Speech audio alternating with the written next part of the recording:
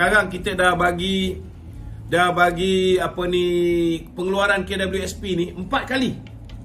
4 kali. Rakyat masih nak yang kelima. Sebab apa? Tak ada duit. Sebab bukan, puncanya bila kita bagi pada tangan manusia yang tak tahu takbir negara. Ya. Muhyiddin Yassin menjadi Perdana Menteri kerana takut hilang kuasa, takut undi tak percaya. Dia patut dia boleh lockdown parlimen saja. Selamatkan tengkuk dia. Tapi kalau lockdown parlimen, orang akan nampak sangat. Dia takut hilang jawatan Perdana Menteri. Maka perlis-perlis yang tak ada kaitan, yang jumlah angka COVID sangat rendah pun di lockdown satu negara, satu Malaysia. Kan? Jadi sehingga hari ini kesan ni masih terasa. Itu sebabnya saya tak salahkan bila rakyat minta supaya duit KWSP dikeluarkan. Sebab rakyat, mereka fikir setiap hari dia kerja, setiap bulan duit mereka dipotong, dicarumkan ke dalam KWSP. Itu sebabnya benda ni perlu difahamkan kepada rakyat. Bila mereka caruman itu dianggap sebagai long term investment. Umur dia berapa? 55. Baru dia boleh keluar. Kan? Sebelum umur 55 dia tak boleh keluar. Jadi bila dia long term investment masuk dalam akaun caruman KWSP, dia tak boleh keluar sesuka hati, tak boleh dicairkan. Sebab bila long term investment, duit tu masuk, contoh beli saham nilai RM1. Kalau mengejut keluar ketika tu nilai saham 60 sen, siapa yang nak tanggung kehilangan 40 sen? Bukan setakat dividen dia akan hilang, tetapi dengan pokok hilang. 4 kali kita benarkan keluar tu, 4 kali KWSP tanggung. Hari ni kita tengok rakyat sekarang sengsara. Kita minta pihak-pihak, contohnya MBSB dan juga Bank Simpanan Nasional. Bila rakyat, kerajaan cuba nak bantu dengan mencagarkan duit KWSP. Saya mungkin nak kena jelaskan, ramai orang tak tahu bahawa lebih baik ambil pinjaman bank, cagarkan KWSP daripada keluar tu. Sebab apa? Kita tahu bahawa dividen tu biasanya lebih tinggi daripada interest bank. Katakanlah worst case scenario sama, 5%. Kalau kita simpan duit, kita tak ambil duit KWSP tu, ujung tahun dia ada dividen. Tahun depan dividen akan dikira daripada pokok, katalah RM10,000 campur 5%. So dia ada compounding effect. So jangka panjang kalau 10 tahun, sebab sekarang ni KWSP ni, cagaran ni dia ada 2 cara. Bayar tiap-tiap bulan atau tak payah bayar, tunggu lepas 10 tahun baru ambil duit KWSP tu. Lebih untung. Pencarum lebih untung. Cuma dah ada cagaran ni, apa pasal bank susah? Hari ni kawan-kawan kita mereka merintih nak raya, patutnya sebelum raya boleh keluar. Sepatutnya bank permudahkan, jangan letak syarat yang mengarut. Dia cakap syarat pertama memang mengarut. Saya minta maaf cakap lah. Syarat dia mesti menjadi pencarum lagi. Orang yang susah apa ke dana, yang hilang kerja time Muhyiddin menjadi Perdana Menteri ni, mereka ni dah berhenti mencarum kerana dah hilang kerja. Tak ada source of income. Itu sebab mereka mengharapkan KWSP. Jadi kalau orang macam ni tak dibenarkan ambil. Habis takkan orang yang kerja kerajaan dibenarkan ambil. This is stupid. Minta maaf cakap. Orang yang kerja kerajaan, dia ada gaji tiap-tiap bulan. Selagi kerajaan tak buang mereka, mereka tidak perlukan pun. Itu pun ada yang ambil juga.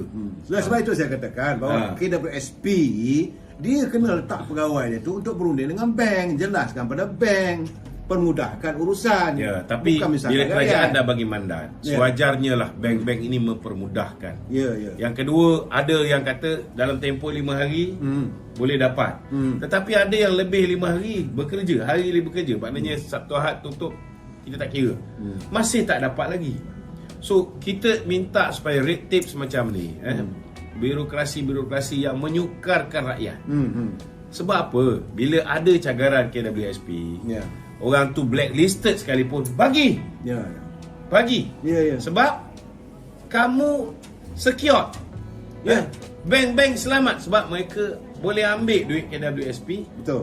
pencarum-pencarum ni. Betul. Ini pandangan saya. Ya, dan sebenarnya sekarang ni saya selalu katakan bahawa apa yang berlaku kerajaan hari ini, Ya. dia inherit the debts ataupun dia mewarisi Ya. hutang yang begitu tinggi yang sekarang ni terlepuk pada rakyat. Betul. So jadi usaha kerajaan hari ini untuk menangani derita rakyat, saya melihat tidak akan tercapai seandainya kaki tangan macam KWSP, pihak bank tidak ada kerjasama, tidak dapat memahami dan menyelami hasrat matlamat bila diujurkan satu isu.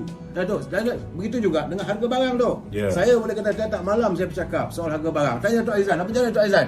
You di kawasan-kawasan you di Shah Alam macam mana Tok? Baik, kita tahu isu ni kerana isu harga barang ni bukan berlaku masa zaman PMX jadi Perdana Menteri. Ya. Zaman Barisan Nasional dulu pun sama. sama juga. Ada kenaikan harga barang. Tapi yang membezakan kita ialah pada ketika itu rakyat ada lebihan wang dalam poket. Ya. Walaupun harga naik, Dia ada kuasa membeli. dia ada kuasa Itu saya kata tadi tu, kalau ada duit tak ada masalah. dia ada kerja, dia boleh overtime, Ya. ekonomi stabil, jadi mereka ada lebihan duit. Ya. Berbanding dengan sekarang ni, kalau kita tengok, saya buat tinjauan, buffet buka puasa tak ramai orang pergi. Pasar malam, pasar orang Ramadan. pergi bazar Ramadan, orang luksi tak Ya, ya. pergi. Saya pergi Mekah, orang Malaysia sangat kurang berada di sana. Kali Ya. ni Kalau tidak tu kita nak jalan tu, nak pergi satu tempat tu berjam. Betul. Orang datang salam apa semua sekali kan. Kali tak. Kali ni nak jumpa orang Malaysia payah. betul. Jadi kita minta Ada tu ada lah. Kita Ya. minta untuk kita move forward dan kita Ya. boleh berpolitik. Kalau kita nak berpolitik, nak main politik, ada yang nak mencari laba daripada jadi Politik. broker politik boleh. Ya. Sampai ke PRU ke-16. Tapi yang kita nak tekankan sekarang ni ialah untuk tahun ni dengan bajet 383 bilion. Ini dah nak masuk besok 1 Mei tuan-tuan dan puan-puan. Kita Ya. ada 5 bulan lagi untuk kerajaan spend semua bajet-bajet yang telah dirancang 5 bulan. Kerana bulan 10 bentang bajet baru lagi. Betul. Nanti dah tak boleh belanja, account close.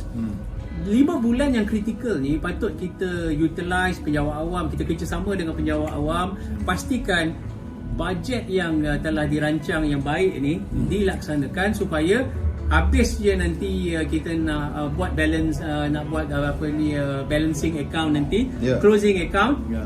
semuanya dah dirancang dengan baik. Kalau tidak, kita berpolitik lagi, ada dengarlah 15 MPBN Tak nak habis dibayar lagi. lagi, Ya, ya. nak tebuk atap lah sampai yang Mak dan Menteri kena buat kenyataan.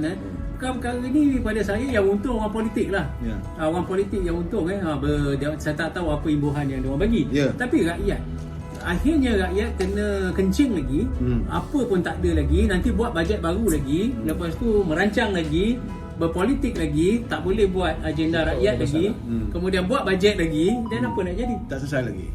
Jadi Saudara Zamil, macam mana orang di Kedah? Macam mana kedudukan harga barang dan sebagainya? Saya nak sambung yang Datuk Lokman cakap tadi. Ya. Apa nama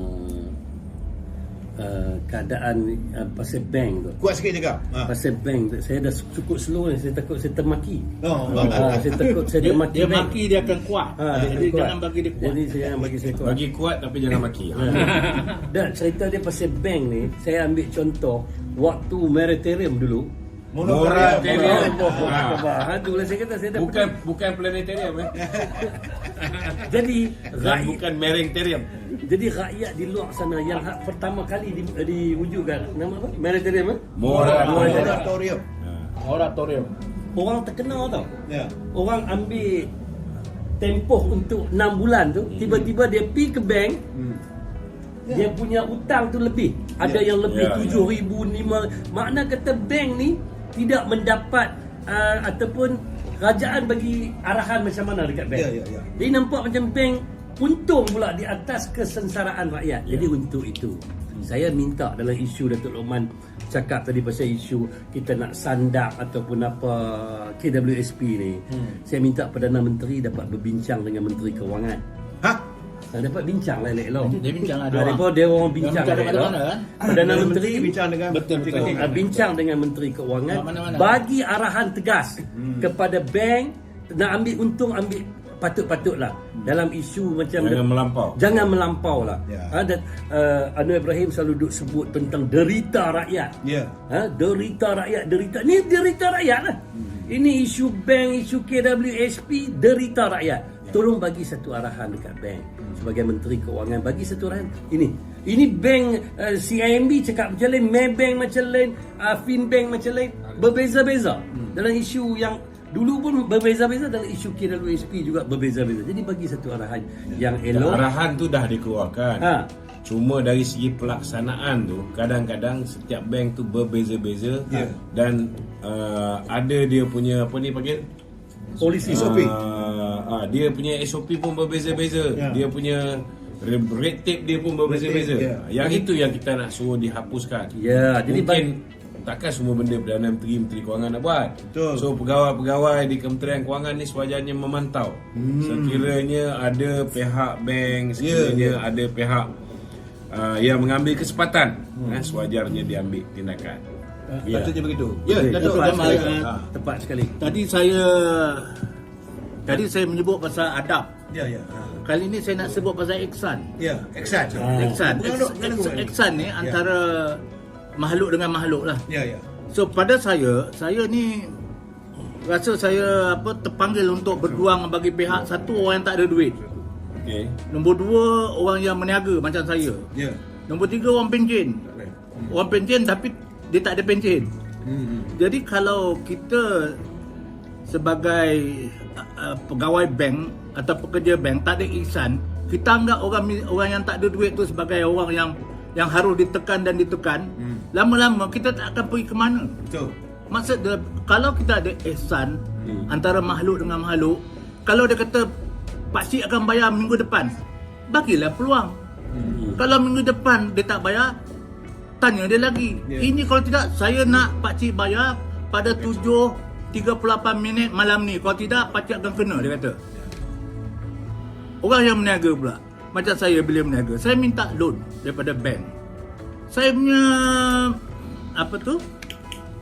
saya punya keperluan yang dia orang perlu, kecuali ada tercatat pula dia kata ada kes. Saya kata kes apa? Bila kita cek tak ada apa, tapi masih lagi tak mau nak bagi itu. Ya. So orang yang dah meniaga, orang yang menghadapi masalah, kalau mereka tak dibantu, macam mana mereka nak bayar? Macam mana mereka nak maju ke depan? Macam bagi pihak saya, ihsan ni penting kepada pegawai-pegawai bank, pekerja-pekerja bank. Kalau tidak nanti, macam Datuk Lokman kata, PM Menteri Kewangan dah sebut. Ya. Dah kata dah sana bagi arahan. Kalau dia orang tak tolong, macam manalah derita rakyat ni akan berhenti. Ya.